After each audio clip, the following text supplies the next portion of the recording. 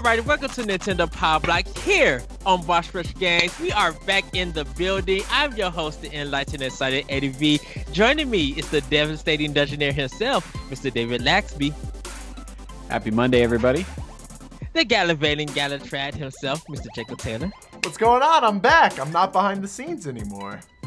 Yes, and of course, this is my favorite gunner hunter in the world from PS Crossroads, the one, the only, the magical, the talented, our leader and monster hunter, Mr. LeRon Dawkins. What's poppin', y'all? How you guys doing? Pretty good for a Monday. Pretty good.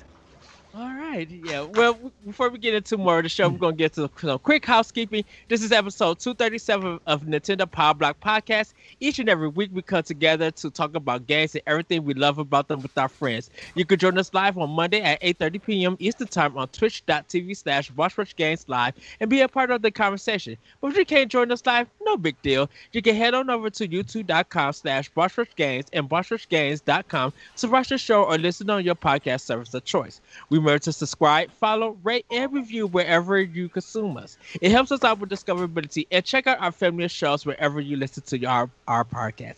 And also, everybody, come check us out on Discord at Boss Rush Games. Come follow us, chat it up with us. We talk about snacks, games, PlayStation, Xbox, Destiny, Nintendo, and everything that's all nerd. And our other podcast families, too, from our first and second class.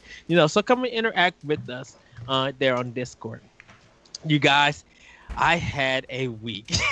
I had a weekend. So, LeRon, after I left the show on Saturday for Boss Rush, got to work, that second dose kicked in, and I was ready to take it. I was ready to take a nap.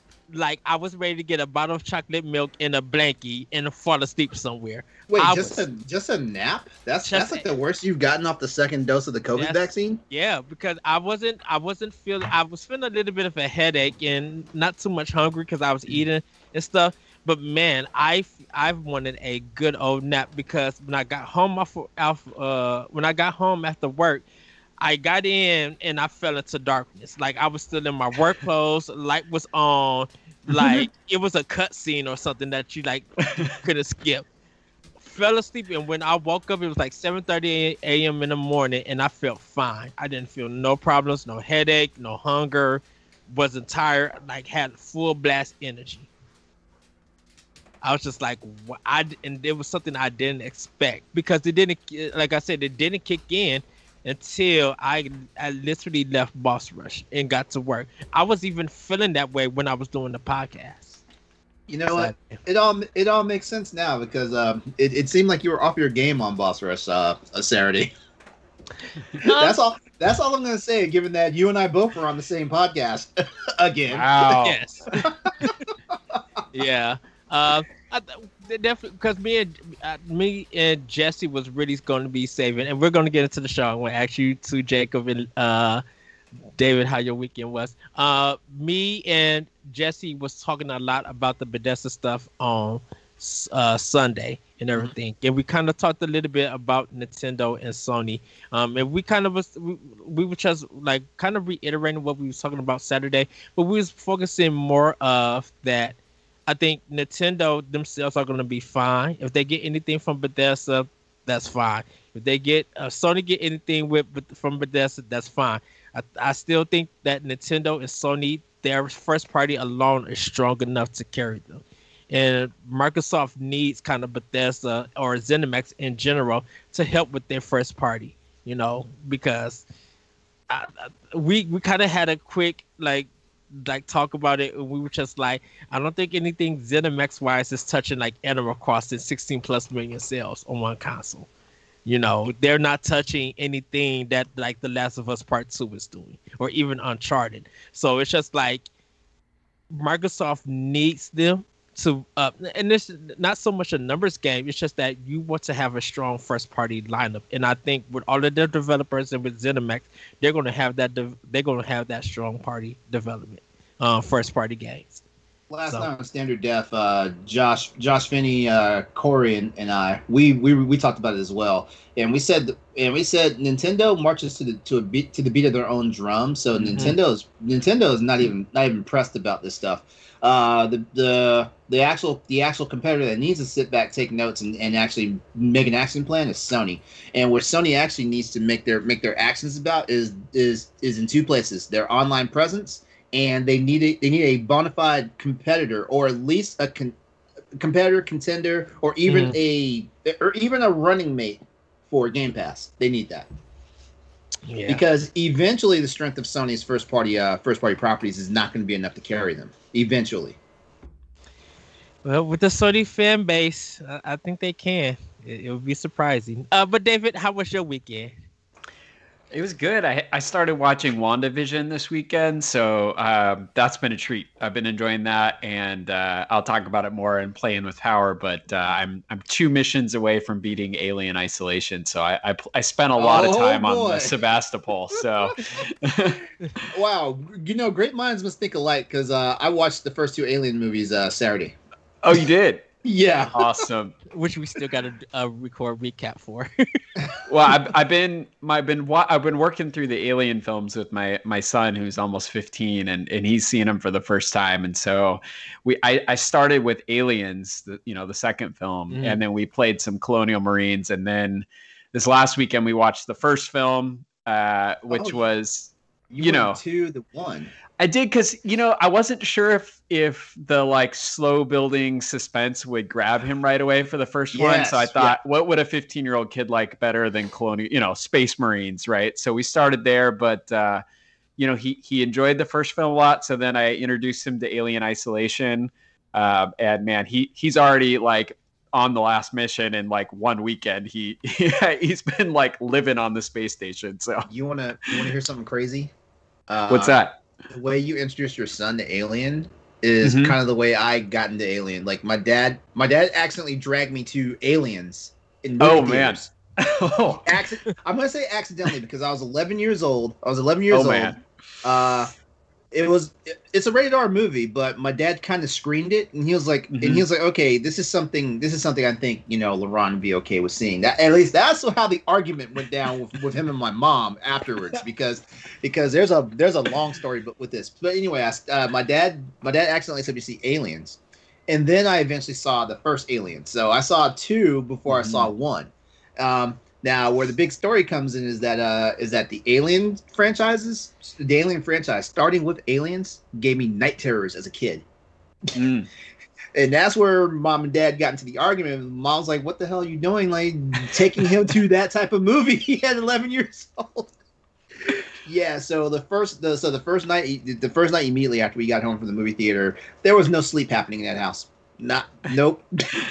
You're waiting for the face huggers to crawl over your bed there? Man, there was all sorts. There was I had the most vivid imagination. I still have a vivid imagination, but I had the most vivid imagination back as a kid. Oh my god! I wake up in the middle of the night thinking they're the freaking the ovomorphs with eggs in my room and stuff. It's like something just sitting on a chair. Oh my god! I'm in the shower thinking the xenomorph's gonna snatch me from the ceiling. Wow. Yeah. Wow. Well, Jacob, how was your weekend? Man, my weekend was really good. My girlfriend's in town visiting from Tennessee, and we did a lot of retro shopping. We went to a lot of old school game stores. I bought some artwork I've got this really great. I'll have to post a picture of it on the Pal Block Twitter, but it's this great piece of Samus, and it's I forget what the word for it is, but it's in sections in a spiral, and it's it switches between Zero Suit and Various Suit Samus, but it's really, really beautiful. And then we also picked up we went on a retro gaming buying spree. Basically, we got a Pearl Blue SP and Pokemon Rescue Red team. We got Mario Paint plus the mouse. Yeah. So I have my old I have my old CRT TV set up in my room, and so we've been messing around with that. We found Beautiful Joe on the GameCube for like $30. Yeah. So yeah, it's just a lot of fun. We went and visited my best friend, Claymore, Proto Claymore on Twitch. Me and him have been friends for a really long time, and so that was cool.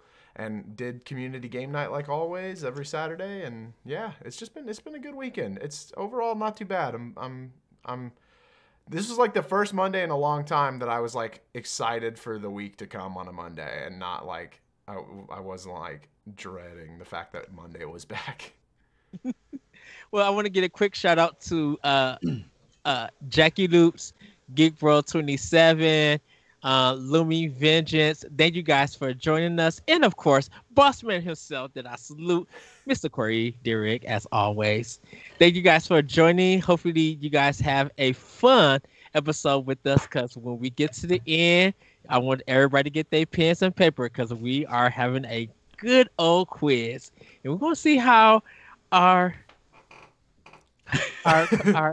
people do today. We're just gonna see with that. Terrible. But as always, look at how you reined that in, because I feel like he was getting ready to take a jab at me, the Sony guy on the show I could tonight. feel it too, Ron. I was like, we're gonna see how the Sony fanboy holds. I felt the hairs on the back of my neck raise up for a moment. No, because I want to give you guys a proper introduction when we get to the quiz show, and hype you guys up.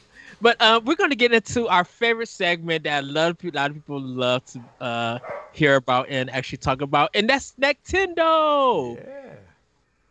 David, what have you been snacking on?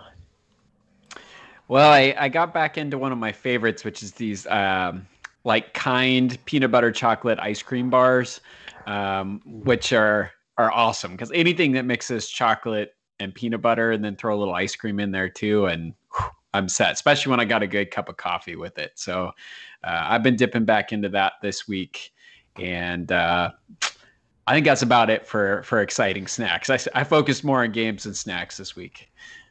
Nothing wrong with that. Jacob, what have you been snacking on? Oh man, so Ed, Saturday we were trying to figure out where we wanted to go for lunch before heading to my friends for like a snack type of dinner. The snacks dinner was it was carrots and celery. It was delicious. Good vegetables and such. But so we decided on Ichiban, which is I guess it's a chain. It's a chain sushi place.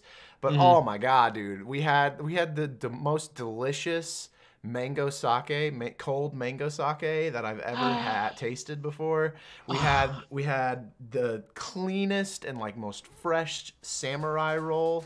The fish was just so clean. Like it did not taste fishy at all. It tasted just like good sushi. And we also had a couple different fried rolls, but we absolutely ate our fill of sushi over the weekend. And then just tonight I stopped at there's a place in town called Spud Ranch, and they make baked potatoes but with a twist, right? So I got the macaroni and Spud. So it was a baked potato filled with macaroni and cheese and bacon bits and like chives and stuff. And then she got a Frito pie Spud. So it was a Frito pie. If y'all ever had that, it's chili and Fritos and cheese, and then obviously all just baked into a baked potato. It was so good, man. So good. I miss having a baked potato. I haven't had it in years. Yeah. If you have, like, I don't know how or when, but if you're ever in my area, man, we'll have to hit up Spud Ranch, because that place it's super cheap too. They're massive baked potatoes, and it's like $8. I have family in Dallas. All right, plan on visit them. So, yeah. LeRon, what have you been snacking on besides the pizza?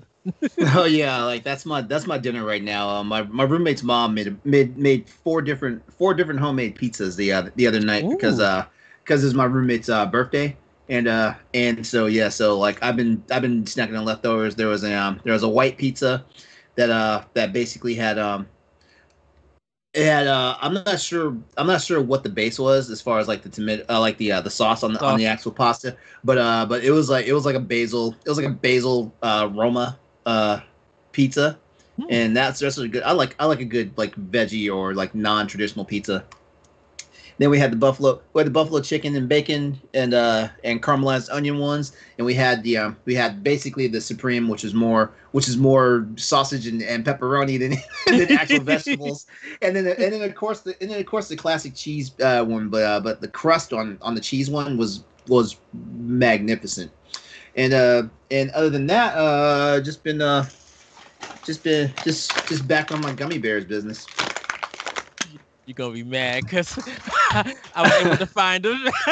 I'm not mad. Those are so good. I'm taking a break from those actually. Like I still have a bag.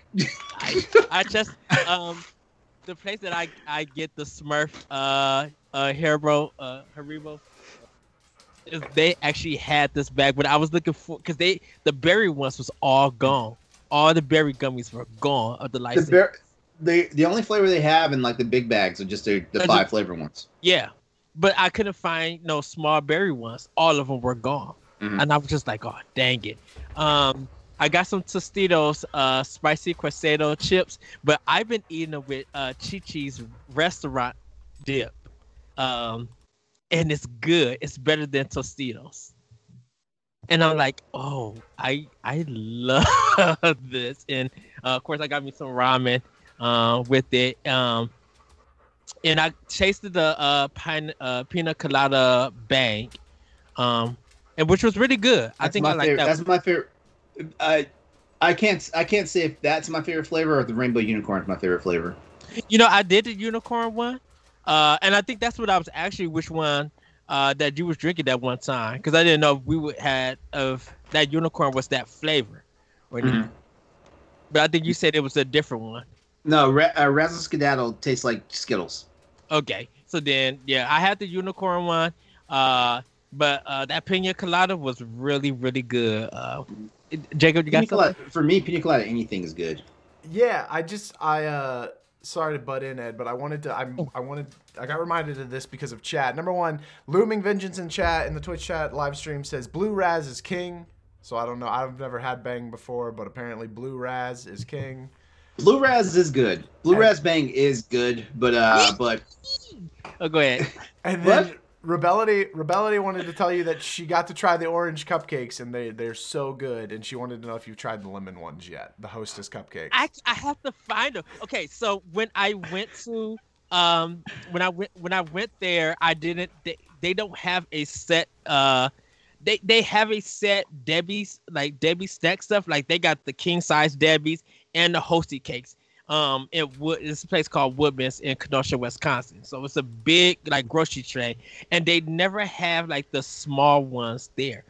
So I'll probably go back and see if I could find it, because they do have some that's on the shelf, but they have the Hosty apple pie or the Hosty's regular honey buns and stuff, and I cannot find that Hosty's lemon one. I'm going to find it. I'm going to go somewhere and find it. And if I find it in South Bend, Indiana, when I go visit my friends, I'm going to make sure that I bring a box back or worth the box, because I cannot wait to try it. I'm so excited to try a lemon flavor cupcake of Hosties. And yes, still Frosty, the Hosties frosted honey bun, still king top tier stack and stuff. Some people may disagree. Hey, and I got to say, I think ever since Corey had talked about that donut, yeah, we have been on a donut discussion, because Corey was talking about it, and then LeRon, you end up bringing the donut discussion,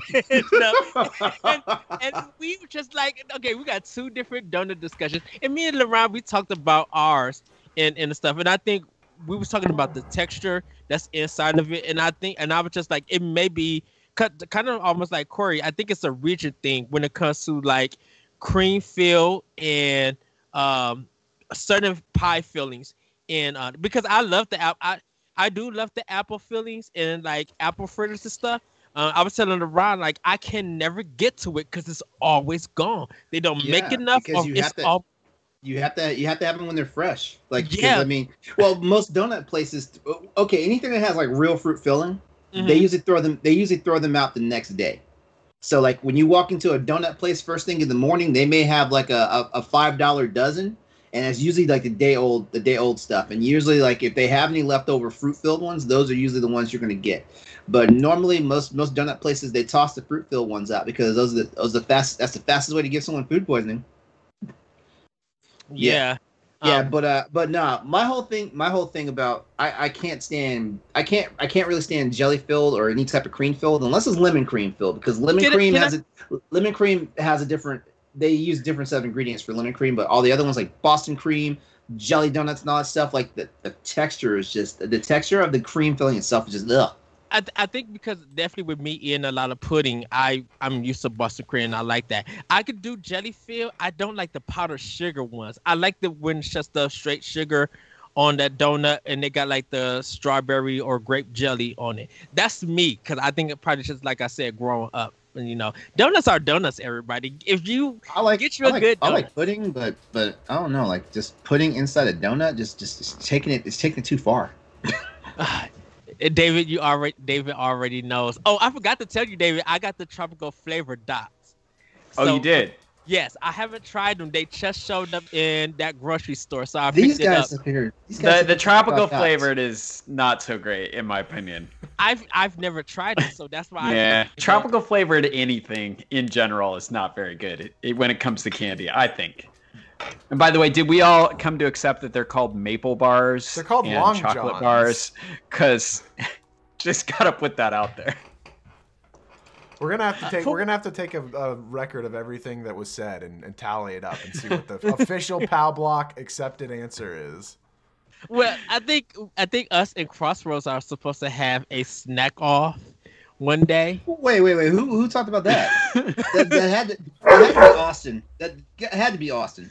No, I think it was me, because I was just listening to because I know how you guys do Plate Station. I love when you guys bring a topic, a particular snack and everything, and I'm just over here like, I don't have that. I'm like, I can't believe they do that, and I'm just like, you know what? We need to have a snack off, because definitely with us in the Crossroads, we love to talk about our snacks and everything. Ours is just like what we've been eating for the weekend. You guys are just like, well, today we're going to talk about salads, and I'm like, wait, what? Or something like that.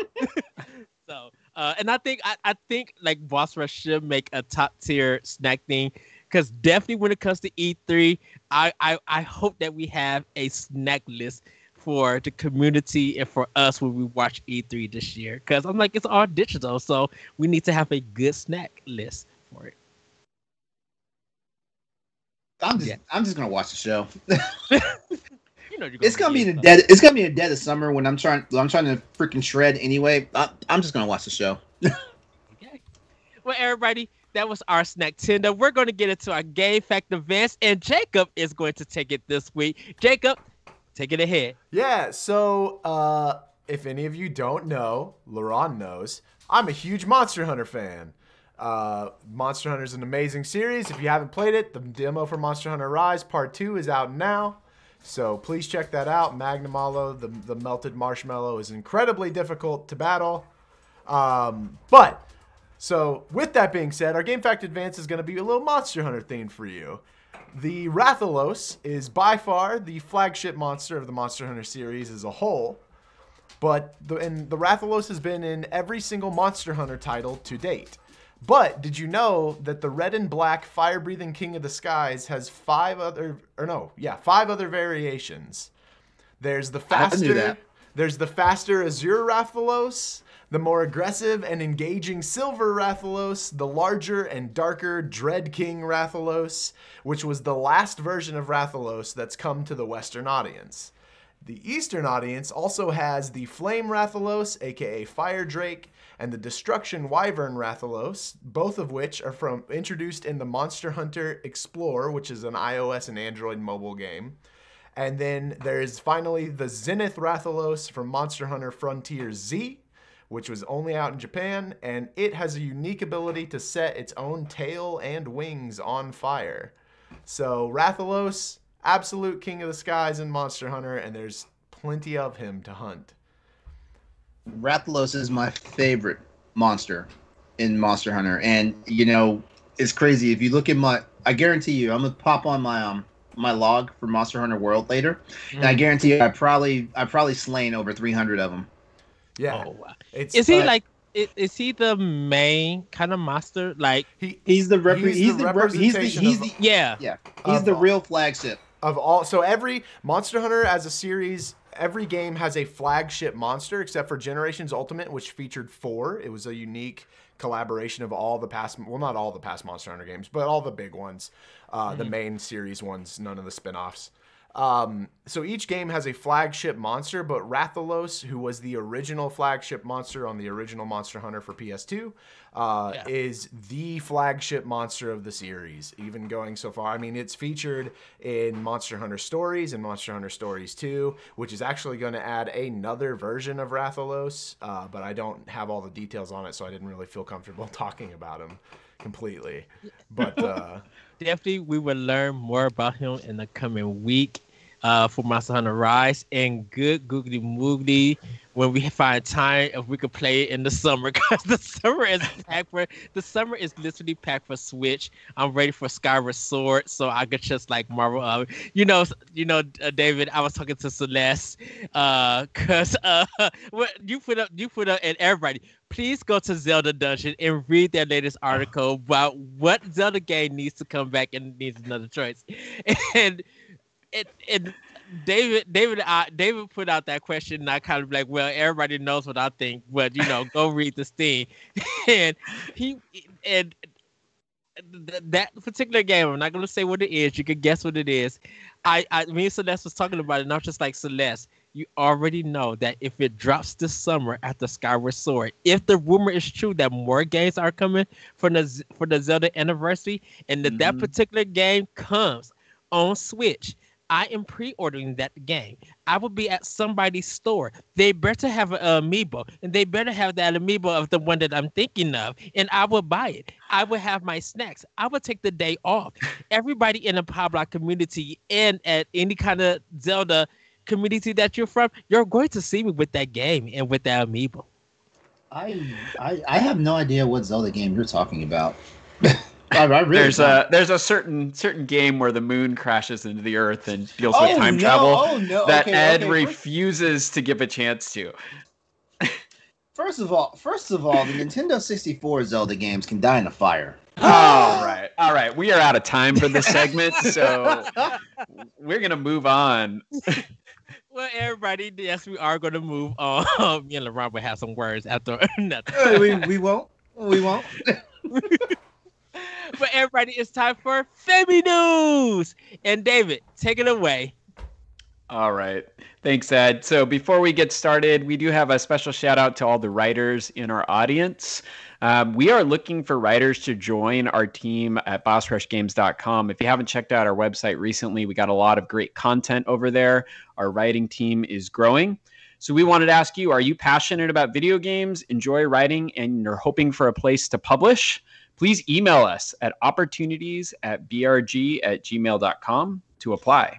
So once more, that's opportunities@brg@gmail.com. And you can also just direct message one of us from Pablock, and we can hook you up with the right people, because we want our team to grow. And if you have a passion for writing, we want you writing for us.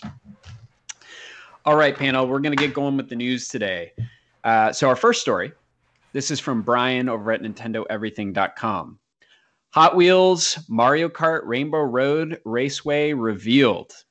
So Hot Wheels has had a few Nintendo collaborations in the past, and that partnership is continuing with a new Mario Kart product. As revealed by an Amazon listing, Hot Wheels Mario Kart Rainbow Road Raceway will launch in May. The Amazon page actually doesn't have much in terms of actual information. However, based on official photos, you'll be able to race with Mario, Luigi, Peach, Yoshi, and King Boo down the Rainbow Road inspired track. Lakitu is also hanging out at the front of the course. So I'm curious about what you all think about this. What are your reactions? Is this going to be a big hit? Nintendo seems to do very well with collectibles. So what other collectibles would you like Nintendo to produce? So Jacob, we'll start with you. What do you think of this Rainbow Road Hot Wheels set? While we were out shopping around on Saturday, we saw Hot Wheels Mario stuff at a Barnes and Noble. and not the Rainbow Road, obviously, but man, I wish so badly that I was a kid again, like a proper age to be owning that and be able to be excited about it and play with it. For me personally, though, and I feel for a lot of people, the biggest thing that I would ever want would be so they have the Disney Castle and the Hogwarts Castle in Lego, like the big $500 set. I want my Hyrule Castle, not with the gimmicky Mario Lego thing. I want legitimate Legos, $500 Hyrule Castle, and I will buy it day one and then take the day off to build it. I agree with you. Yes. That would be my number one thing. But the Rainbow Road, like, it's great.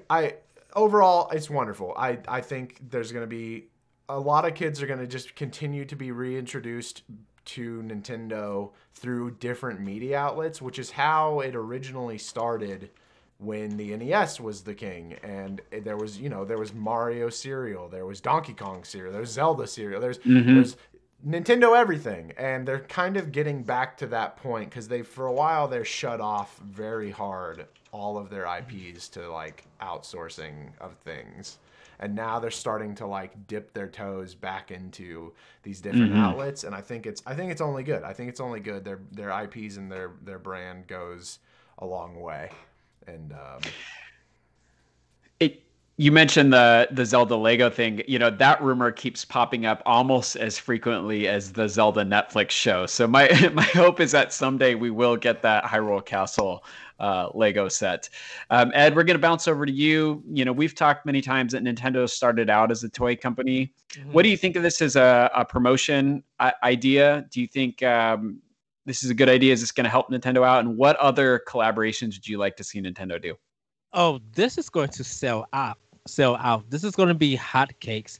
Of course, everybody know that I worked at Toys R Us back in the day, and when we sell Mario stuff, it sold out. Whether the Mario race car stuff, the Mario Hot Wheels, just even the cars itself, even though they didn't have no tracks, they sold out. And so people are going to finally be able, who definitely love the Mario Kart series, just to get the sale numbers of that series, they're going to be buying this up. And for a lot of people, this is a good Christmas gift if it's still available. It's going to be a good birthday gift for people. I think it's great. I think when it comes to video games and Hot Wheels, they always do a fantastic job. And I just think this is going to be perfect for them. I think definitely when they decide to do Mario Kart, the next one, Mario Kart 9, this would be good promotion. Like, hey, you get your Hot Wheels stuff, here's a code inside. Input this code and you get that Hot Wheel car into the game, or you get that version of the rainbow track and stuff. I can see I can see a lot of stuff coming out from this, but I'm happy to see this. I know it's going to sell out. I just hope that they keep it in stock when it comes out. And when I don't know, they didn't say a release date for it yet, right? I don't believe we have a release date yet. Oh, they said in May. Oh yeah, I'm sorry. Yeah. The race in May. Yeah. I think we'll see sales and stuff, because I think the only thing that people will have to deal with is Hot Wheel collectors. If they're not buying the tracks for kids or buying the tracks for themselves, I think a lot of people will be able to go in stores and purchase this. But I think it's a great thing for kids for the summer, kids for birthdays, and definitely for Christmas. So yeah, I see a great thing coming out of this. LeRon, as a PlayStation guy, it seems like they have a different kind of business model than Nintendo, which you mentioned earlier in the show. Nintendo marches to the beat of their own drum. But what do you think of this idea that Nintendo uses merchandise to boost their sales? Should they be focusing just on developing games? Is this something other companies can learn from? What do you think about that? I think it's something other companies can learn from, but at the same time, the one thing I can say for sure about Nintendo is Nintendo knows their demographic. They do, and I think this is a genius idea that they're doing, because in all seriousness, if you look at the Mario Kart, I forget what the Mario Kart, the RC cars racing thing is. I forget the home circuit. Yeah.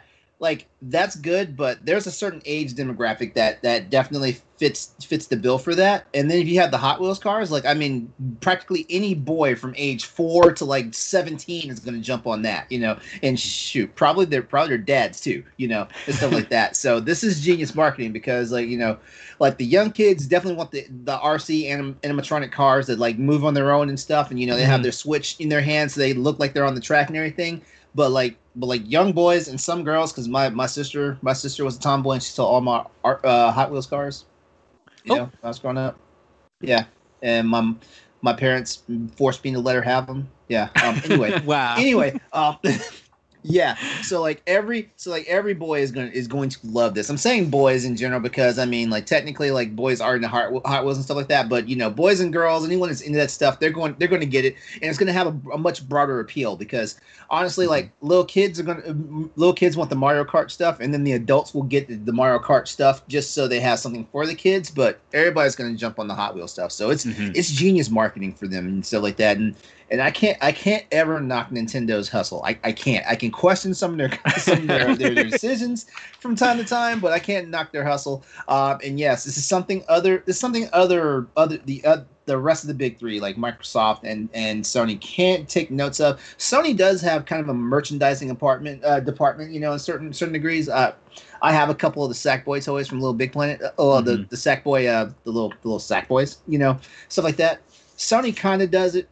Microsoft not so much because Microsoft they had the Forza Motorsport Hot Wheels years ago. But it's not few and far between. If Sony is doing it sometimes, Microsoft is barely doing it, or they wait for like Todd McFarlane Toys to come out and say, hey, we'll make your Gears of War line, or stuff like that. They go for the adult stuff, like the stuff that like people with long bank accounts can get into because there's going to be a whole bunch of collector's items, stuff like that. Whereas like Nintendo. I'm not saying this to throw shade or anything. Nintendo will go the safe route. They'll get the kid friendly stuff. They'll get the toy stuff. They'll get the easily collectible stuff. That's why their Amiibo line is so good. Shoot, like I'm not even about Amiibos like this, but I'm planning to get those Monster Hunter Rise Amiibos. All right, we're gonna move on to our next story here. So there was an EA job listing that suggests Madden could be coming to Switch. This is from Henry Stockdale over at NintendoLife.com. Quote, the discovery comes from YouTuber Dr.81, who found a listing titled Online Software Engineer Madden, dating back to November 2020.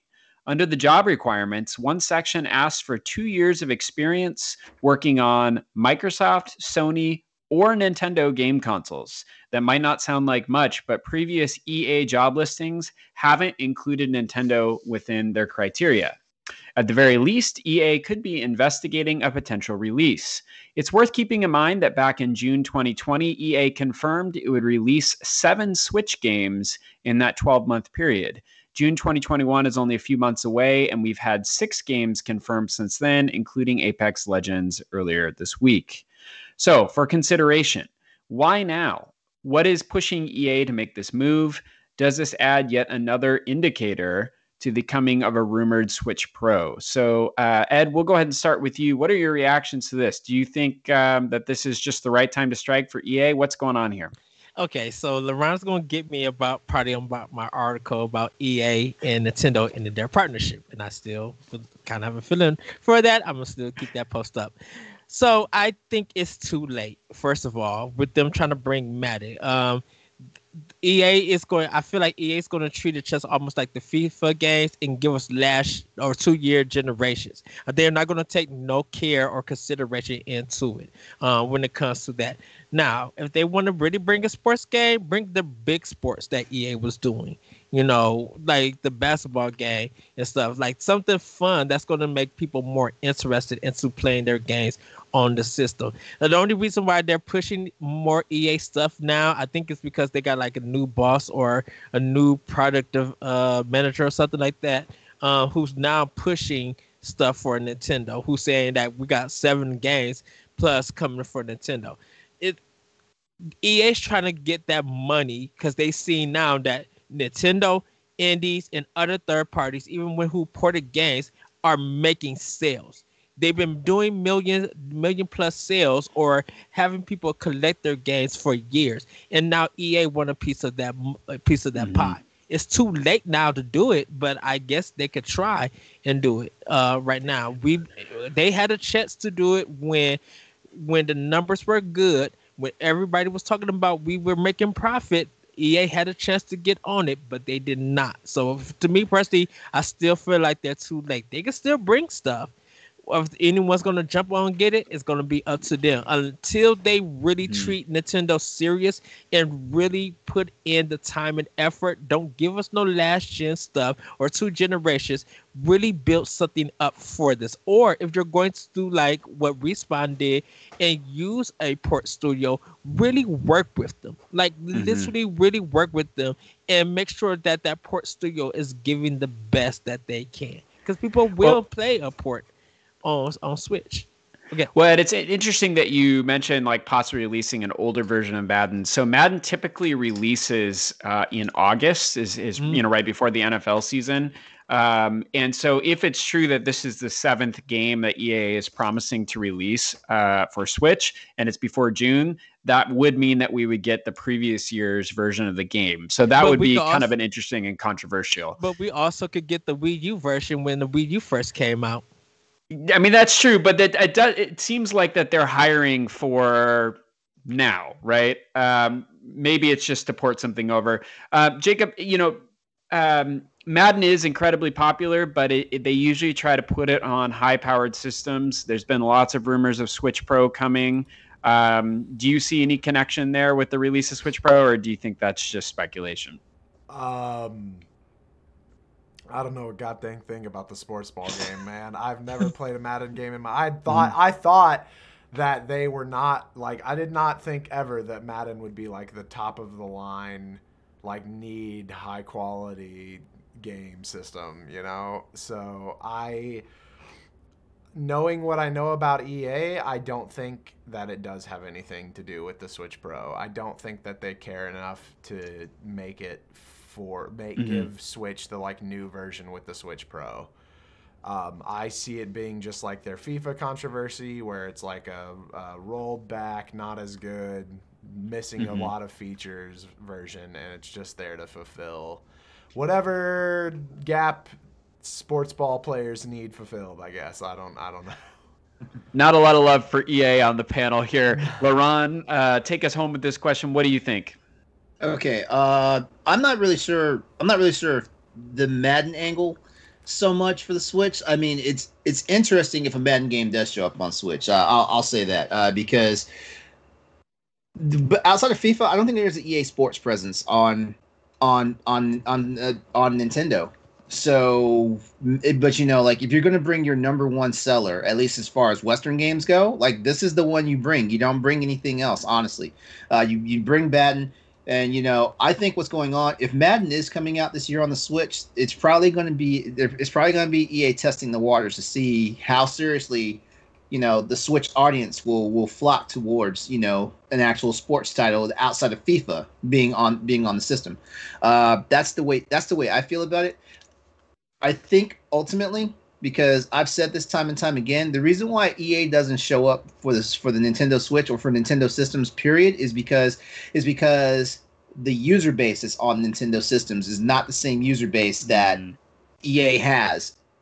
If that makes sense, EA has their hands in everything. They have a sports line. They have a first-person shooter line. They have all these different branches and stuff like that. And it seems like 9 times out of 10, their brands do not sell well on any Nintendo system.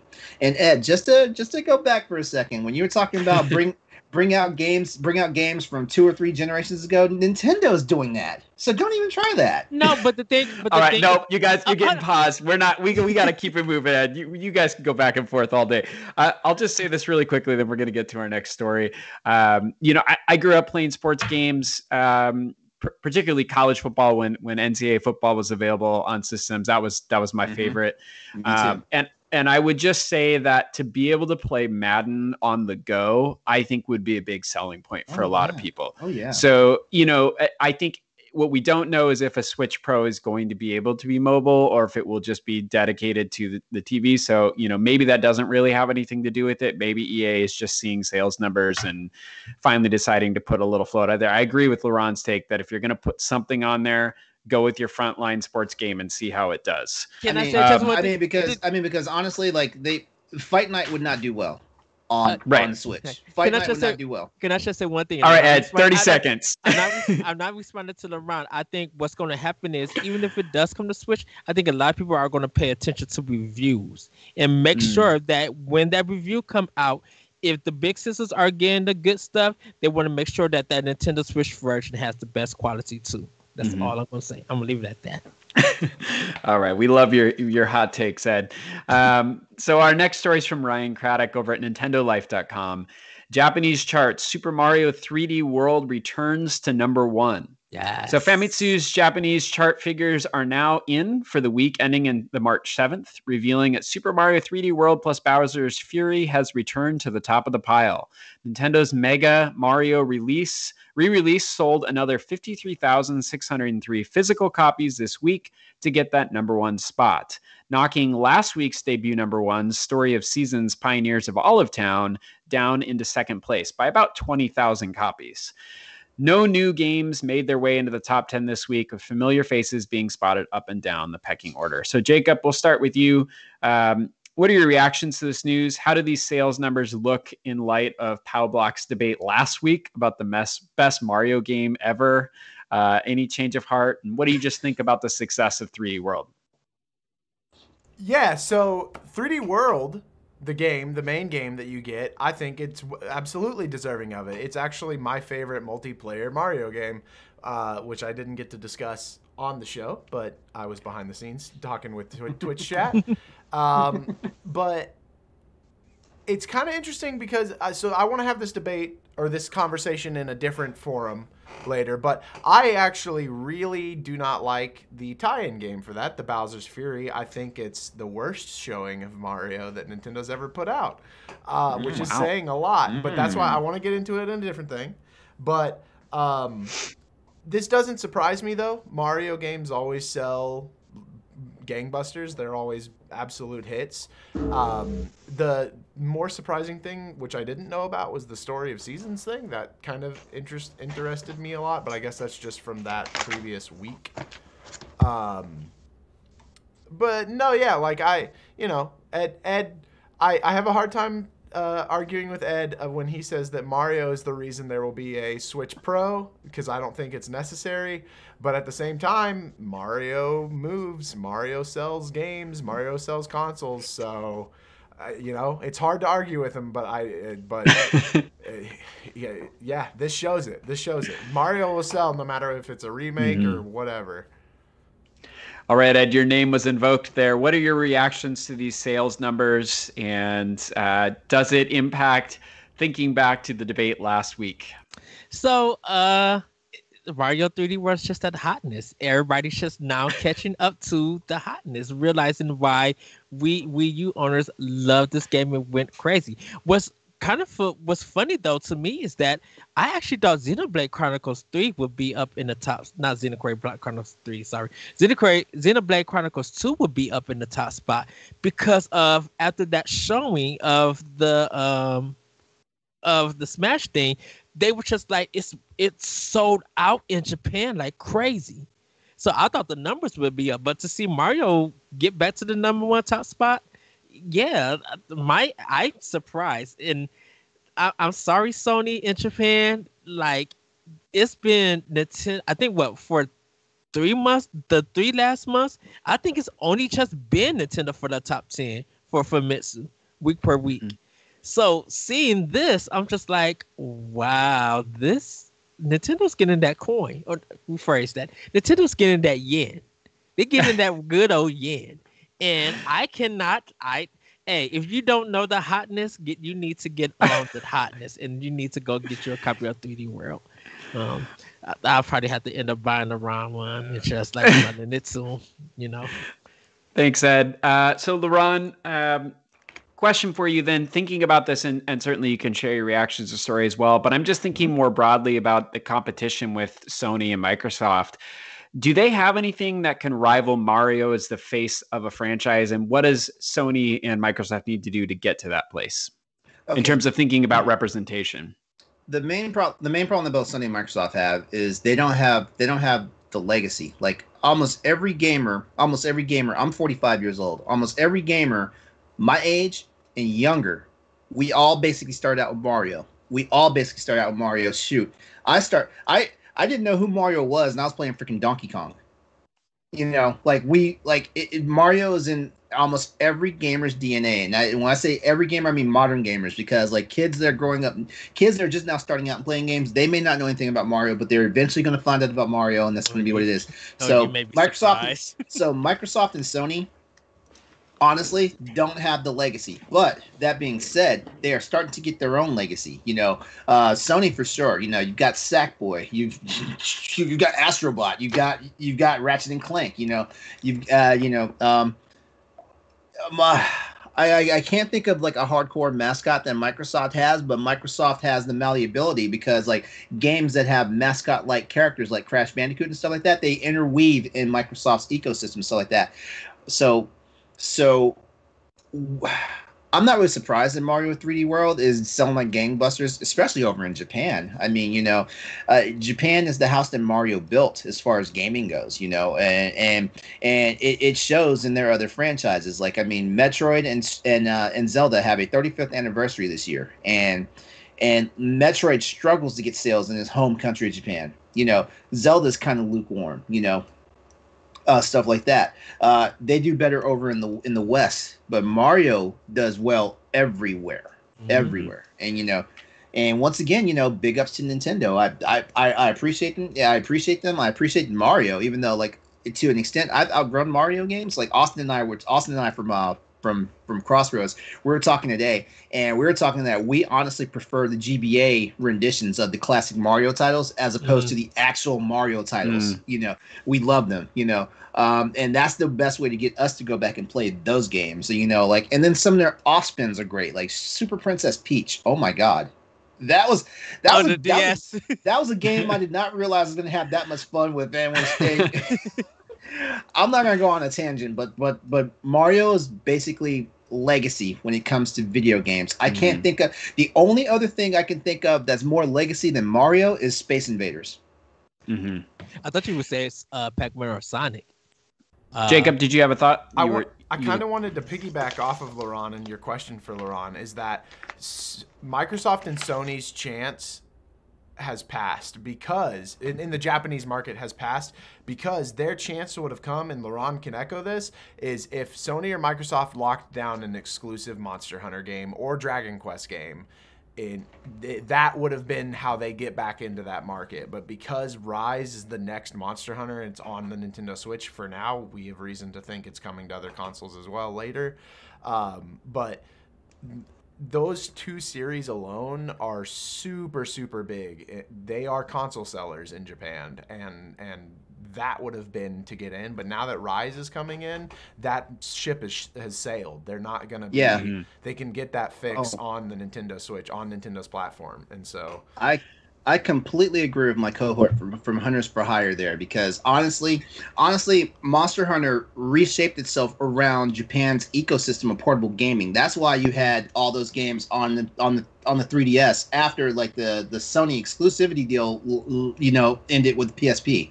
You know, the portable market is where Monster Hunter is at. I was not surprised to see Monster Hunter coming back to Switch, even though like technically it's supposed to be outside of that ecosystem eventually. And of course, like Capcom's found their groove now. You know, like we release a portable game and release a mainstream game, and that's what's going on. I love it, because guess what? It means my Switch gets at least 60 more hours of gameplay. That's what I was kind of wondering. And I'll turn it back to you, David.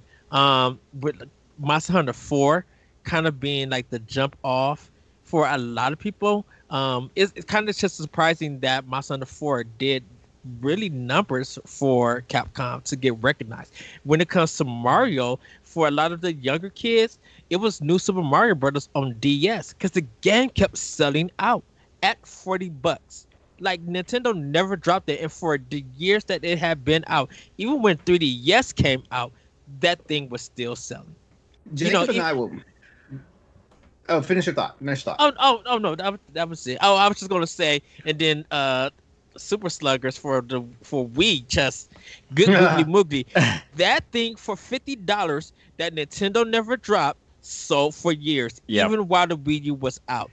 Yeah, we got to wrap up this section, but just really quickly, I wanted to add in. I do think that there was a period of time that Microsoft had a chance to have a system carrying mascot like Nintendo does, and that was right at the end of the 2000s with Halo. I believe that's when Halo 2 came out, and Master Chief was a cultural phenomenon. You had Red versus Blue on YouTube. Mm-hmm. It was the defining multiplayer experience in terms of first-person shooters, and they let it get away from them. And I know that they are hoping with this next Halo game coming out that this is like a make or break moment, but I think there was a period of time there where, maybe not for young kids, but Master Chief could have been a cultural icon, and they let it slip away.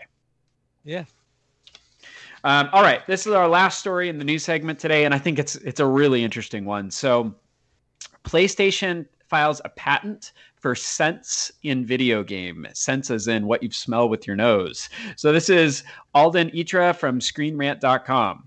Yes, it's not a Nintendo story, but perhaps it has some family potential. So Sony recently filed a patent that indicates the use of sense in upcoming PlayStation games. The use of sense in entertainment has been around since the 1960s and has intrigued moviegoers for a long time. Now it seems that gamers will get a piece of the action with Sony's new patent that entails the addition of sense as a sensory experience during gaming. It's been speculated that the new function might be added to the PSVR 2, while other news may indicate it is used in handheld controllers. On February 4, 2021, a patent was published that outlines technology that could deliver metadata for haptic events during video game playback. A haptic event is a sensory experience, but has been previously limited to touch. Such technology exists currently in PlayStation's DualSense controllers, but the patent expands on that technology, allowing audiences of game streams or video recording to experience inputs alongside the streamer. The patent also includes a portion about technology that delivers sensory input beyond touch. So, for our panel to consider, with Nintendo's history of outside-the-box design and interactive gameplay, could something like this also come to Switch? Does this technology interest you? Perhaps this will go the way of the Xbox Kinect, but what are your thoughts? So, Ed, we'll start with you on this one. What do you think? Oh, this is not coming to Nintendo. Nintendo is very innovative when it comes to making products. Why do that? Why they could just get with some food people, make some cute Kirby designs and sell you on that. You want to taste Kirby? Here's a strawberry chocolate shake or something or whatever. Nintendo would rather just be we're not going to spend our time in gameplay and things like that to give you a smell in a game for something. I would rather just sell you on food and call it a day. I will give Sony props for this idea because it's finally something that they don't have to copy Nintendo off of. So this technology, no, it's not coming to Nintendo. Nintendo knows that if they're going to do something like this, they're going to really make some money off it, and they just feel like I could do this. We could do this with food. All right, LeRon. Ed just laid it down there. What do you think? Does this technology hold some potential? Where are you at with this? The one thing I know about Sony, and I've been Team Sony since the first PlayStation launched. I had a day one PS1. The thing I know about Sony is always playing around with patents, and they're always doing something interesting. This is why the DualShock controller has developed so well and what it's done. They've also innovated on other things. Now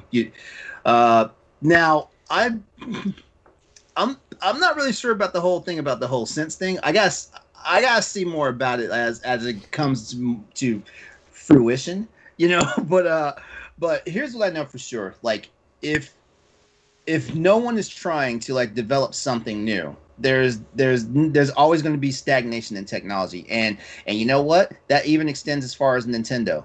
I hate to say it, like when Nintendo doesn't try to innovate, they always fumble on something, you know, and that goes in any of the companies. Look, Microsoft is dealing with that right now. If it's realized and it works out well, yes, I could probably see it coming to practically every video game system, including Stadia. If Stadia is still around by that time and stuff like that. But that being said, you know, like first of all, like we have to see if it works and it's practical, because what we know is not practical is 3D. And everybody was on that 3D train. Even Nintendo was. Yes. And we saw how that worked out, you know. So yeah.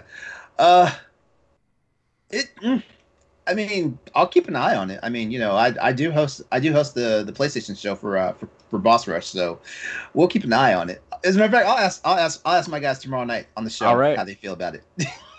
You'll have to communicate back about it. I'm curious. You know, LeRon, something we share in common, both Star Trek fans, and you know, growing up, something that always captivated my attention was the idea of the holodeck, right? And I hope that someday, you know, I'll probably die before this is a reality, but I would love to have some kind of immersive experience like that of just going in a room, being surrounded by a game. And I do wonder if this smell, you know, like we're taking steps towards that. We'll get to you in just 1 second, Jacob. Ed, you had a thought? Yeah, I think that if we're going to get anything close to Star Trek holodeck, that's Microsoft with HoloLens. Because the way that they did that Minecraft example, I think it was like 2 years ago. I think it was 2018. How they were just like showing the demo with HoloLens and they were having a 3D thing almost. Microsoft would be the ones to do it, pushing that technology. So I would give that to Microsoft. If they were going to do a sit thing, Microsoft would do it. I don't. With their HoloLens? I guess that the thing is though, like we want to encourage companies to do this stuff because we want our games to challenge us. We want our games to also engage us and stuff like that. We want these companies. I don't care if Nintendo's doing it. I don't care if Microsoft's doing it. I don't care if Sony's doing it. I don't care if Google's doing it. You know, we want this stuff because there was a time when I wouldn't touch an RPG there was like a decade plus that I would not play an RPG because to me all RPGs were stale. So, you know, I really picked and choose which RPGs I was going to play, you know. And we got to have innovation for just the entire community to continue to thrive, whether that's games, whether that's tech within games, it doesn't matter. Now I'm just thinking about playing Alien Isolation in the holodeck, and it's giving me a heart attack. No, I would die. Jacob, you're going to take us home on this story. What do you think of PlayStation's Scent technology? Is this a waste of time? What do you think this will turn out? I really wish that Corey was here because he could side with me. Disney did smell-o-vision, smell tech in their Figment ride at Disney World, and you smell a skunk, and I do not want to be walking around smelling Mario all sweaty after he's run and jumped his way through the Mushroom Kingdom. I'm not a fan of smell-o-vision. I'm not here for it. I like my house. I like to be in my house and smell what my house is. Not whatever crazy world I'm in. I'm sure sometimes it'd be great. Sometimes, you know, like when you're cooking up a pumpkin stew in Breath of the Wild, I'm sure that'd be awesome. But then you'd also be walking along and your horse would take a dump and you'd smell it and it would be terrible. And think of the liquid cartridge that you have to buy for this. Like, do you want to pay $34.99 for these cartridges to smell something?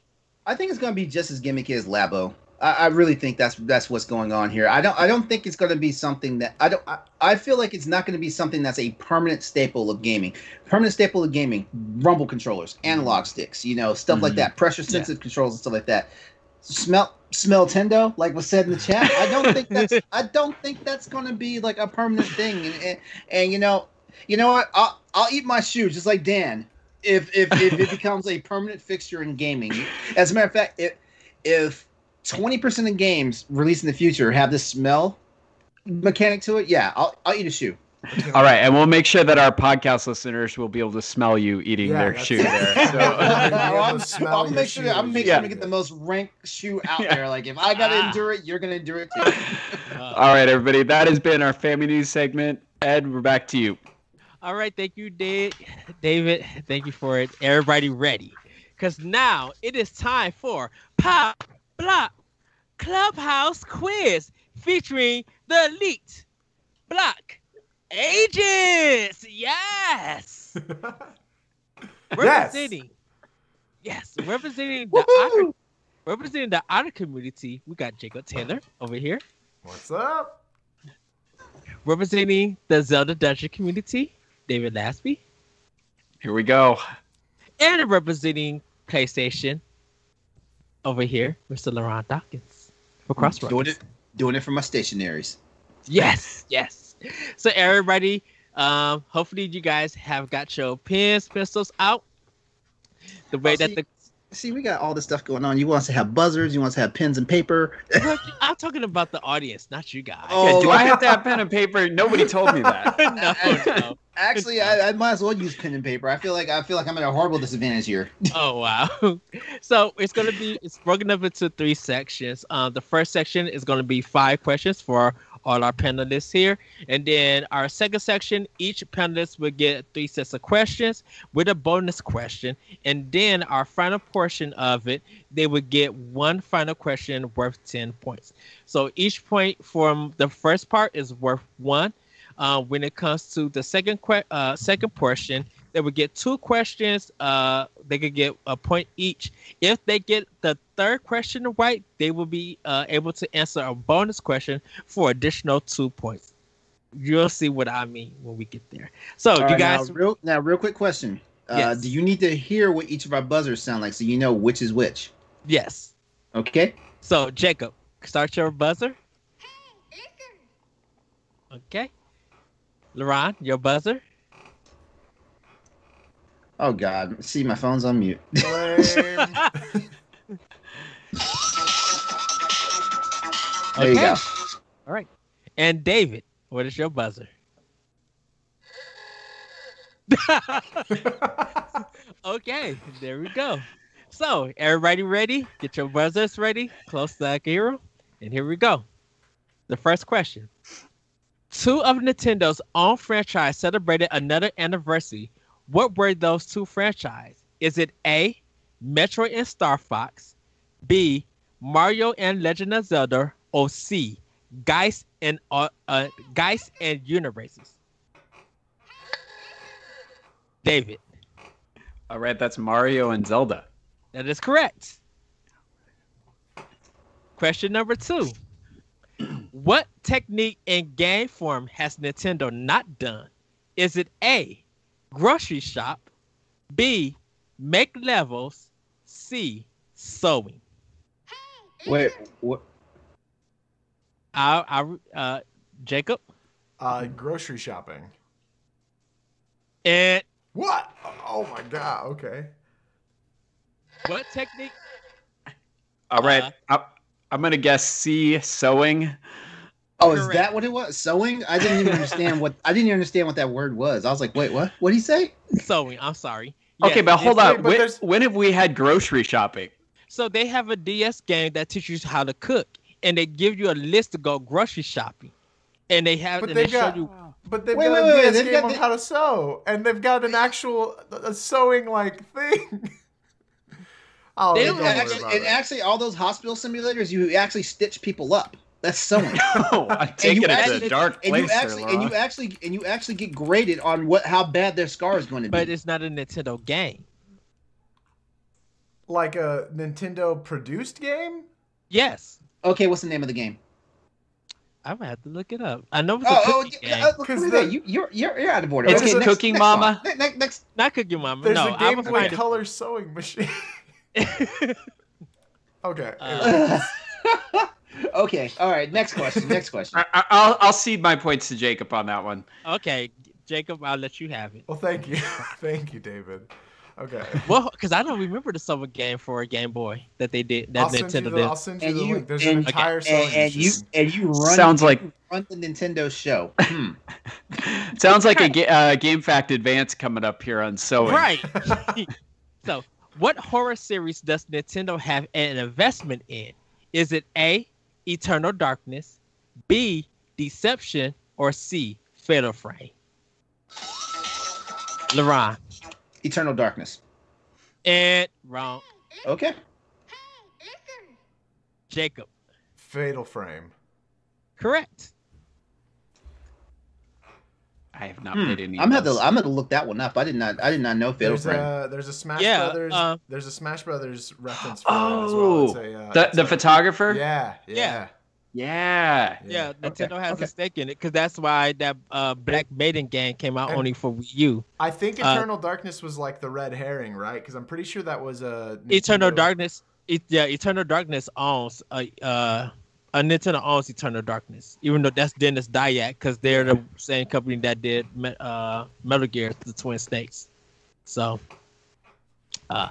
question number 4. This game inspired a well-known horror franchise. Was it Suito Homu, Biohazard, or Aron and Zadaku? I will read it again. Hold on one second. This game inspired a well-known horror franchise. Was it Suito Homu, Biohazard, Aron and Zadaku? Jacob. Biohazard for the Resident Evil series. And man, that was too obvious. I'll take a stab at it. You gotta. Oh. Oh, there it goes. Okay. You guys saw me. I was like, LeRon? A. Yes, it is Suito Homu. That is Capcom's version called Sweet Home. That's the Japanese name of it. It inspired Resident Evil. It inspired Resident Evil. Yes, Resident it was on. Evil is known as Biohazard Yeah. That's right. Yes. Sweet Home was a game that Capcom released. It's a Metroid and adventure kind of game that was only in Japan. So, and Aron and Zadaku is Japanese for Alone in the Dark. Oh, interesting. Yeah. Whoops, sorry. No, answer it now. Answer it now. So we got Jacob with 2 points, I believe.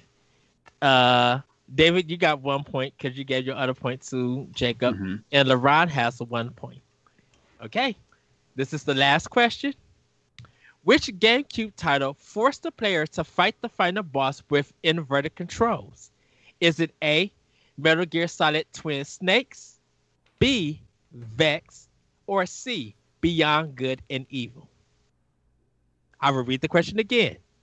Which GameCube title forced the player to fight the final boss with inverted controls? Is it A, Metal Gear Solid Twin Snakes, B, Vex, C, Beyond Good and Evil? David? All right, I'm going to guess Metal Gear. And wrong.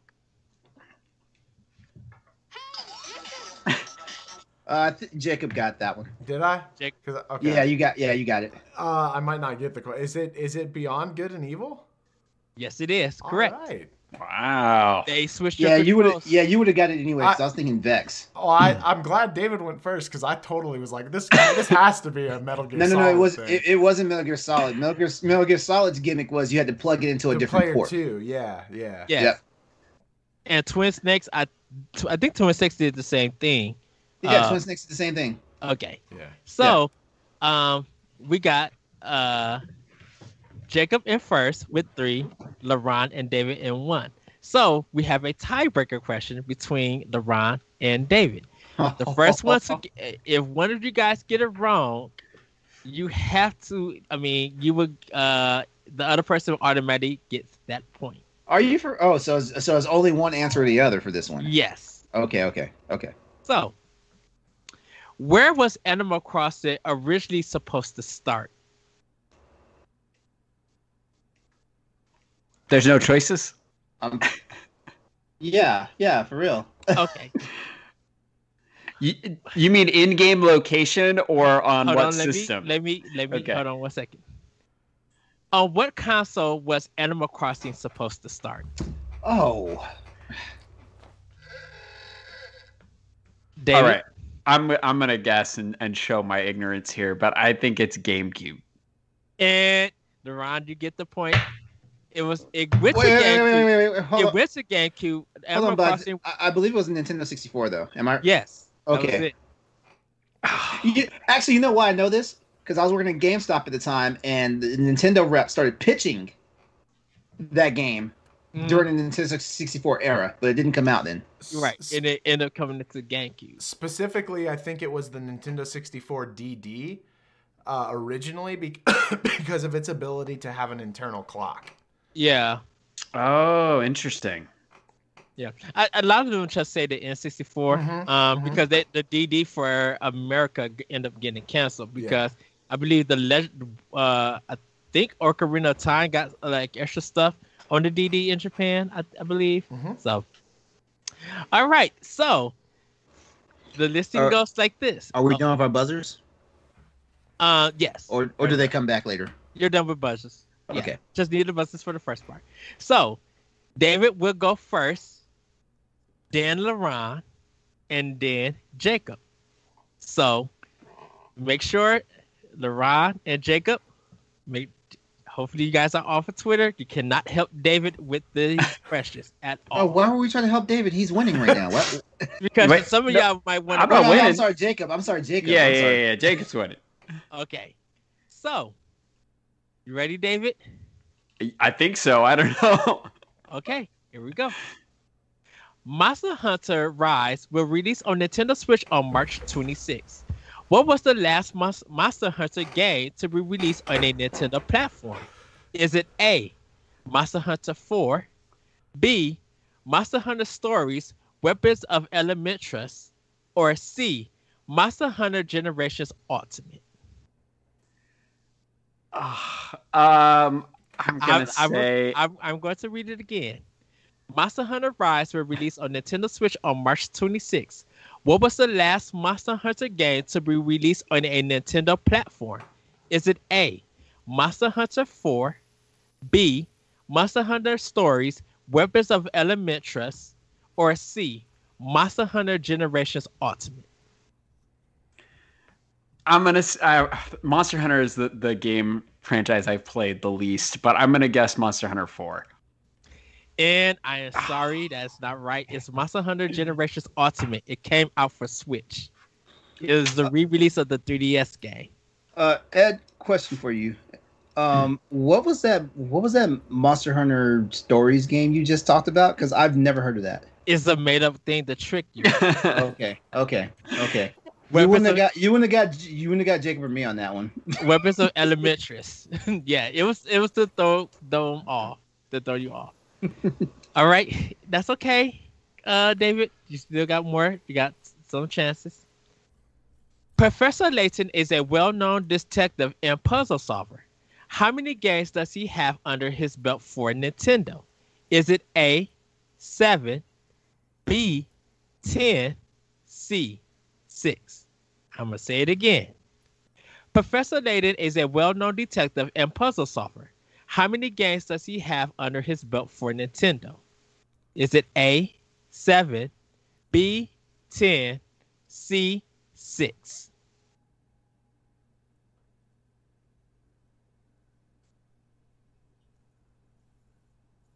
Is this for me or LeRon? It's for you. I thought we were rotating. I was like, my bad. I'm sorry. I'm going to go C. And that is wrong. It is 7. He did have 6 games, but he also had Professor versus Phoenix Wright. Phoenix Wright. Yep. Yes. So you was close. So you got those 2 wrong. You still have a chance to win. Though. All right. How many questions do I get? This is your last question. Okay. So if you get it right, you get a chance to answer the bonus questions with 2 bonus questions. So you get a chance to make up the 3. So. All right, lay it on me, Ed. I'm sorry. Okay. This action-packed game was originally intended to be released on the Xbox 360, but eventually showed up on Wii U. What was it? Is it A, Devil's Third, B, Shadow Complex, or C, Romance of the Three Kingdoms, The Fight for Jinsoku?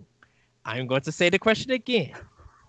This action-packed game was originally intended to be released on the Xbox 360, but eventually showed up on Wii U. What was it? A. Devil's Third, B.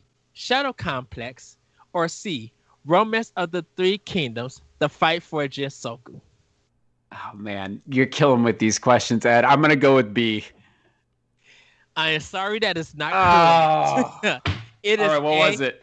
It was A. Devil's Third. It was by Nobunaku, I believe.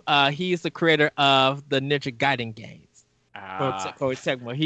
He got fired from some things and decided to make his own game. It was supposed to come out for Xbox 360, but ended up on the Wii U. It was a terrible game, so you're not missing awesome. All right. They was going to kill me for this one. So, LeRon, it is your turn. Are you ready? Yeah. I mean, shoot, man. Like, you did David dirty this game. You did Celeste dirty last game. So I guarantee you, I'm in trouble. Okay. Well, here we go. What item do you collect in The Legend of Zelda that adds more love to Link? Is it A, fairies, B, no, are you kidding me? I didn't get to see David's reaction at all. Did he just fall out? If David could have flipped the table right now, he would have. Yeah, absolutely. That was about the same as me and LeRon when you said David with Monster Hunter. Oh my God, David, that was your bonus question. You would. I'm going to have to watch the replay, everybody. Okay. I'm sorry, I couldn't watch it. Okay, please start over. Start over on this one. What item did you collect in The Legend of Zelda that adds more love to Link? Is it A, fairies, B, bottles, or C, heart containers? Let me repeat it again. What item did you collect in The Legend of Zelda that adds more love to Link? Is it A, fairies, B, bottles, C, heart containers?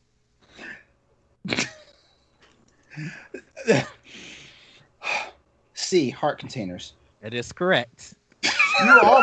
You almost should have gotten that one wrong. Just to show kindness to Blindy. Oh my God! Introduced as representing Zelda Dungeon, in case y'all didn't remember. David is gonna show up at your front door just to punch you in the face tonight. Oh my God! I'm trying to look at the chat, and it's just I'm gonna have to catch the replay of it. A. David, I'm so sorry. David, I'm so sorry. Okay. The second question: who was missing in the SNES version of Final Fight? Was it A, Dave, B, Guy, or C, Axel? Final Fight. Give me the names one more time. I'm going to repeat it again. Who was missing in the SNES version of Final Fight? Was it A, Dave, B, Guy, or C, Axel?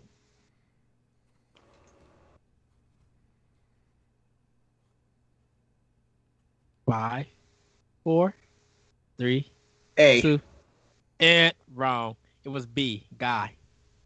Guy. You know, that's throwing me off because Guy has been a staple since Street Fighter Alpha. So that threw me off. Okay. Yeah, he was in the Final Fight, the arcade version, but because he couldn't fit on the Super Nintendo version, they only had Cody and Hagar in it. That is so... What? How do you have a Final Fight game without Guy?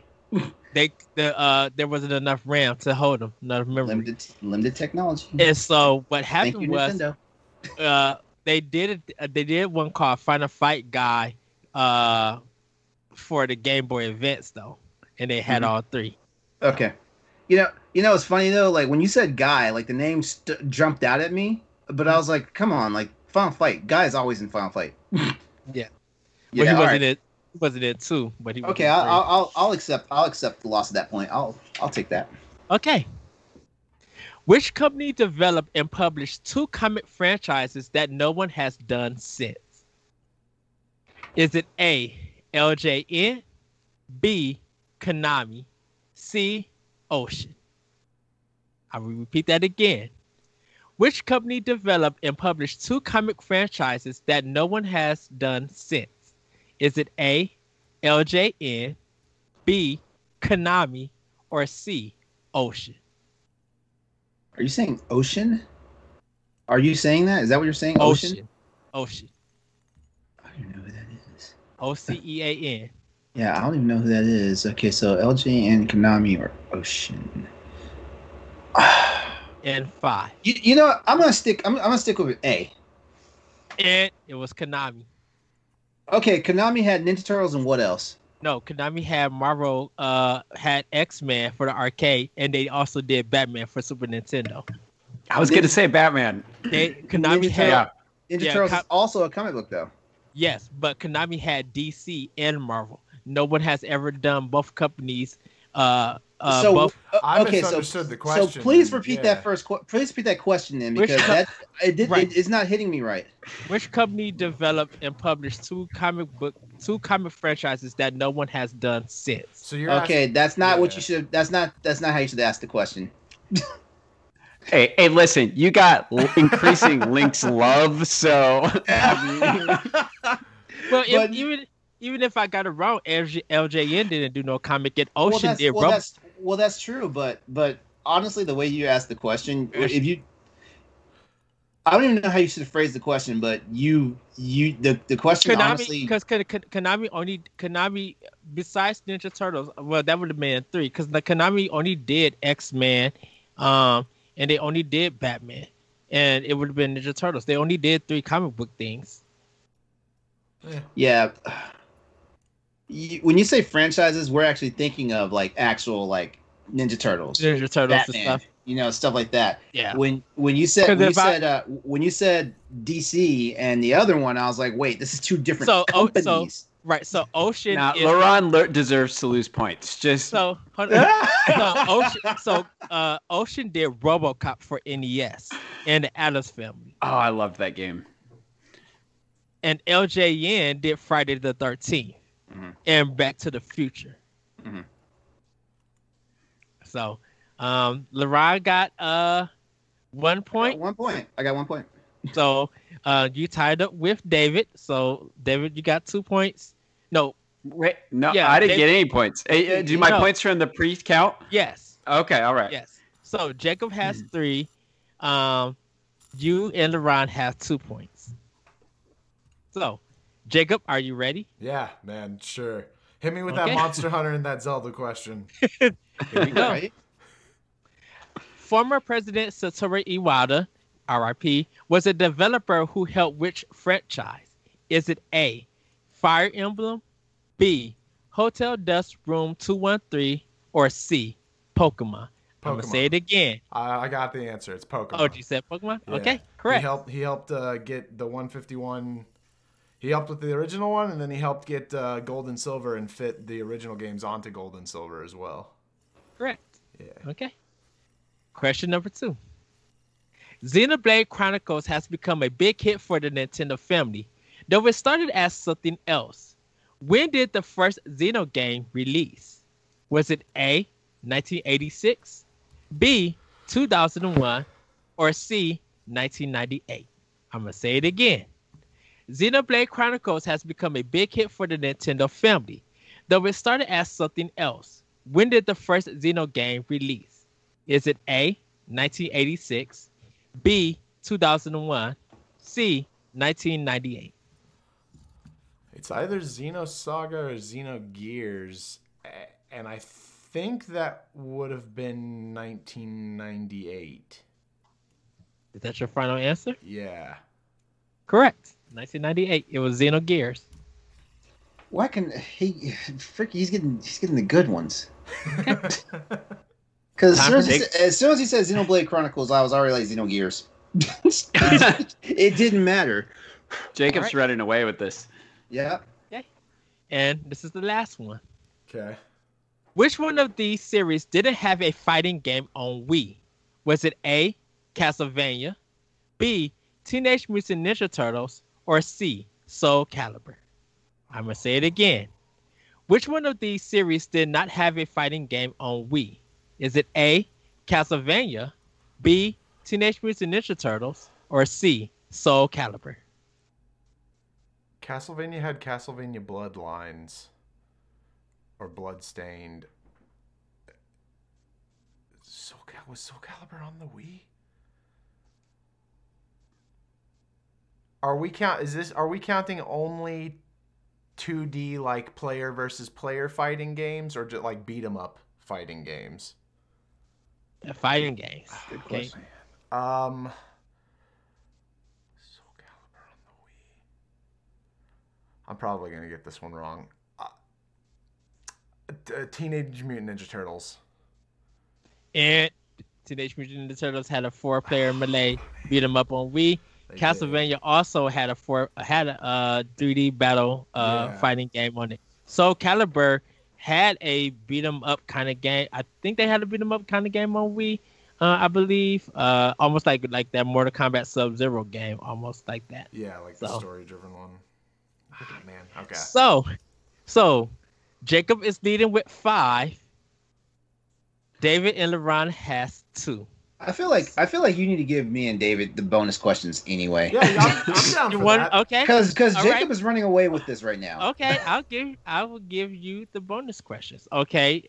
For your bonus question, David, since I talked about Koei Tecmo, what 2 games was made from that director who made Ninja Gaiden? Oh my god. You know what? Thanks for asking for the bonus questions. Let's just go to the next round. Let's just go to the next round. Jeez. Oh my god. From Koei Tecmo? Yes. Is that what you said? I'm gonna say from the creator. Wow. Wait, did they get the I mean, I've got no chance. I'm gonna say Hyrule Warriors. No. Yeah. I gave you Ninja Gaiden. Can you give me the other game that he made? No, I can't. I have no idea. Oh my god! Wait, right? He made Ninja Gaiden in Dead or Alive. Oh man. Okay. Wait, there was a DOA game on. No, I'm just saying, what 2 games did he make? Oh, okay. I'm sure thinking it's still Nintendo related. No. All right, now pull out your hardest question and give it to LeRon, please. Okay. Okay. I deserve it. Okay, so I'm gonna give LeRon's Jacob's bonus question, because I already gave him the answer for his. One of these franchises have fighters in a Nintendo franchise. Can you name the game and the 2 characters? So game. Okay. So the game was Castlevania. Mm-hmm. But even though that wasn't the answer for it, the game was Castlevania. Can you name the game and the 2 characters that are in it? See, now we gotta get in specifics, because I'm pretty sure it's Smash Brothers. I want to say Smash Brothers, the GameCube one. So Smash Brothers Melee? And wrong. Okay. Super Smash Brothers Ultimate. Simon it has and Richard Victor. Belmont and Summer Belmont. I could have got that one, Ed. Wait. Why didn't you give me that one? What was that system on? The Switch. On Switch. The Switch. Simon and Victor. It's the latest Smash Brothers. You know what? This is a damn good question to give me, because guess what? It's not a fighting game. I'm not gonna get into that argument with you, man. We can take that back to Twitter. I just said fighters in the Nintendo franchise. I did not say which, and I just said name the game and the 2. You pulled out LeRon Kryptonite. You know, the only worst piece of Kryptonite you pulled out on me is Mario Kart trivia. Well, luckily for you, that's the next So, section. No, I am never coming back for this quiz show. So it is now our final part. It's 10 points. You guys can get. Whoever gets this one correct, whoever gets the 10 points, it has a chance to win the game. So you or David LeRon can end up winning it over Jacob. So here we go. And you might want to you could get your phones out or like the notepad or things to write it down. I'm sorry. So. And then let me know when you guys are ready. Okay, wait. We're not buzzing, right? We're just... No. Okay. Yeah, you just write the answer down. Okay. You guys ready? Yep. Yeah. Okay, here we go. Name 3 video game movies whose franchise never been on a Nintendo platform. I'm going to say it again, and you'll have 30 seconds. Name 3 video game movies whose franchise never been on a Nintendo platform. And go.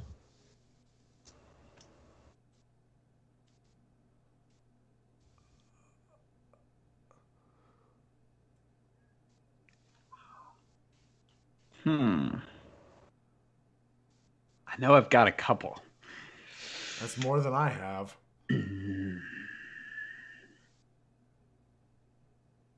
28, 29, 30. Okay. Hands down. That was 30 seconds? That was 30 seconds.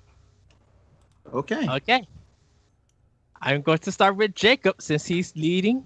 Jacob, what are 3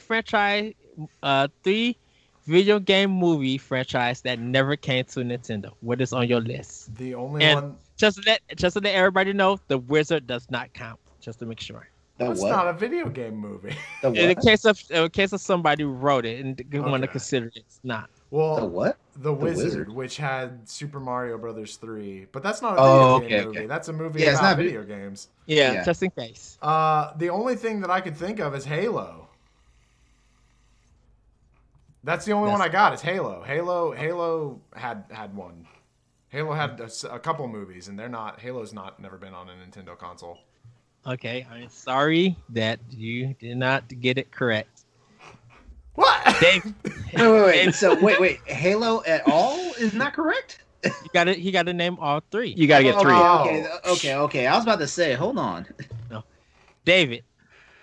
All right, here we go.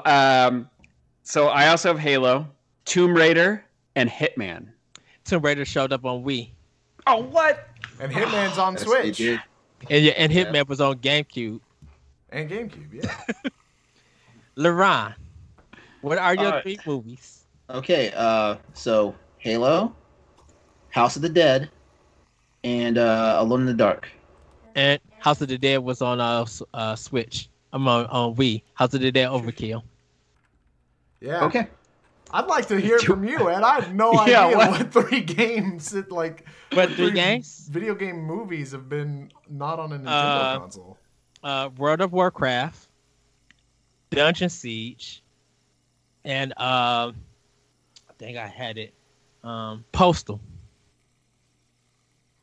Postal just came out on the Switch. What are you talking about? Postal didn't come out on Switch. Did they just release it? Yes. When? Well, we could sub Halo in there. Yeah, we could sub Halo in there. I just pulled up chat. Chat says the Ratchet and Clank movie. That would have been a great one. Yep. Yeah. Silent Hill. Oh, no, Sonic's been on there. Yeah, Silent Hill, I think, has been on Nintendo systems. Yeah, it was on Wii. Yeah. But yeah, no, Ratchet and Clank would have we could have subbed one in. But yeah, that was a great question. And I could not for the life of me. Postal Redo. REDUX. Postal. Yeah, Postal Redux. Yeah. As a matter of fact, so many video game movies. But yeah, that's insane. We talked about that on a Boss Rush podcast together, Ed. That was a great question, Ed. That was a good question. House of the Dead actually showed up. House of the Dead. Yeah, House of the Dead Overkill. It was like that 70s kind of almost not blaxploitation, but it was like B-rated kind of nonsense. Okay, I mean, I'm not arguing with it. I'm just. Was Rampage ever on Nintendo? Yeah, in 64.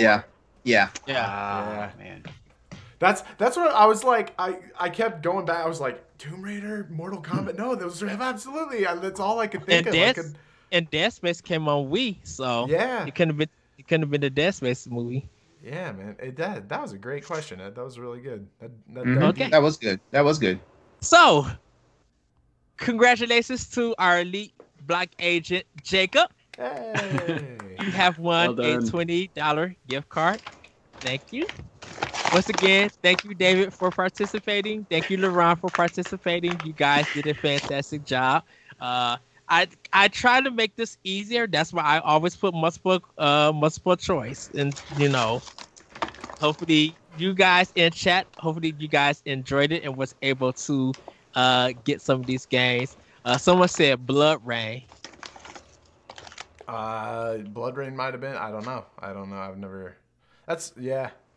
Yeah, I think so. I think that'd be correct. Chat was blowing up with these. They were Rebellity, Geek Bro, and Dan were all answering questions, and it looks like Chub Life Nick came in and started answering questions. Yes, it was good. So, good time. So everybody, we're gonna get into playing with power. And LeRon, I'm gonna start with you. What you been playing with power? Horizon Zero Dawn and Teppen. Yes. All right. I need to elaborate a little bit more on that. I'm currently playing Horizon Zero Dawn on the PS5. This is my replay of it. And I say replay because I've never beaten the game. Like, I've only started it. But now I'm maybe about a quarter of the way through the game right now. So I'm actually chugging along with it.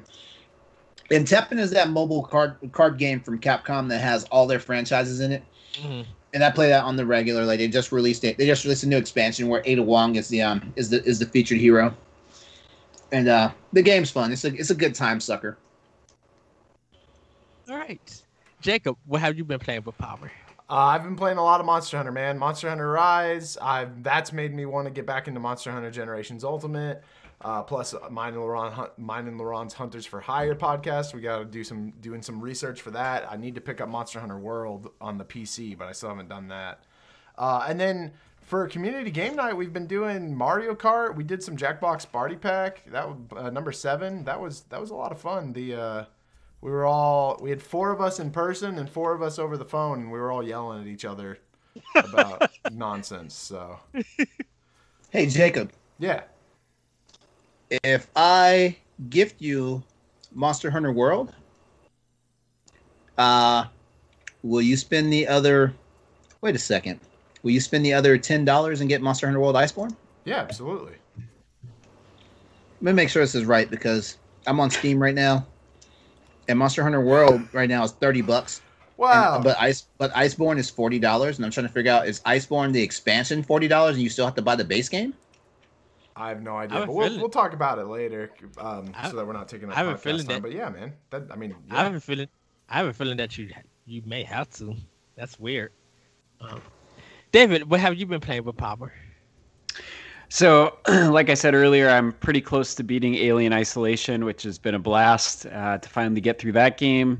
My kids and I have been playing a lot of Fortnite because the season ends today and a new season starts tomorrow, so we're pretty excited about that. And then been playing some Animal Crossing. What about you, Ed? What have you been playing with power? So for my PlayStation, I restarted Final Fantasy VII Remake on easy, just getting through it, just to see like how powerful I am. If the game gives me a challenge on that end. For Switch, Ghouls and Ghosts Resurrection. I kind of made a comment in the Nintendo Pop Blog, our chat, and I love this game. It's so wonderful. I am definitely enjoying it. And Mega Man 11, I am halfway through the bosses. I just got to make some more progress, and then I will be done with that game. And then I'll jump into Bravely Default. And then I just hooked up back my Xbox One, so I'm going to be starting some games on there. I keep looking at Gears Tactics, and I'm like, I need to start that game. But that's pretty much what I'm playing with power. So with that, everybody, that has been Nintendo Power Block. Once again, thank you to my Leap Block agents, Jacob, LeRon, and David, for playing the game with me. Let's get into some quick plugs. David, where can we find you?